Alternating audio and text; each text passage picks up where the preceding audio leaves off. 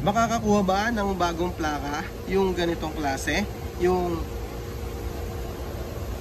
green plate or yung mga 7 digit? Mga kaibigan, mga tropa, mga bago nating subscribers, makakakuha po tayo ng bagong plaka kung ang motor natin ay green plate or temporary plate na katulad yan.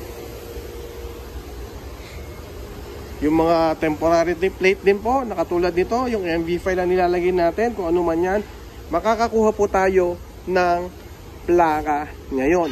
Kasi marami pong caravan ngayon at maraming posting po si LTO na 2017 pababa po ay binibigyan na nila ng plaka. Okay, so malinaw yung mga kaibigan na napakaganda po ng programa ni LTO na kahit po yan ganyan, 7 digit na yan, ay makakakuha ng bagong plaka. Kaya check nyo lagi yung mga post ni LTO sa page nila, tulad nitong gaganapin sa SM Valenzuela. Alam nyo po ba na every Saturday ay meron po silang plate distribution hanggang October 25, 2025. Kaya sa mga wala pa pong plaka dyan, pumunta na kayo sa SM Valenzuela. Ayan, tulad yan, magkakaroon po ng plaka na katulad yan.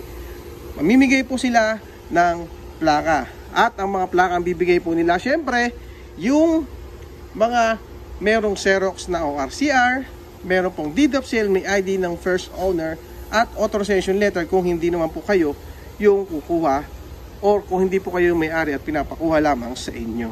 Okay? So, yun lang mga kaibigan, na maraming salamat and ingat po tayo palagi sa mga bago lang sa akin channel. Huwag nyo po kakalimutan mag-follow kasi nga po lagi po tayo nag-update kung saan merong plate distribution ng ating mga plaka. Okay? Maraming salamat po. Ingat po tayo palagi at inuulit ko, 2017 pababa, nakakakuha na po ng bagong plaka sa mga post ni LTO. Check nyo po, baka mamaya yung mga plaka nyo nadodoon na at makakakuha na kayo ng bagong plaka. Thank you!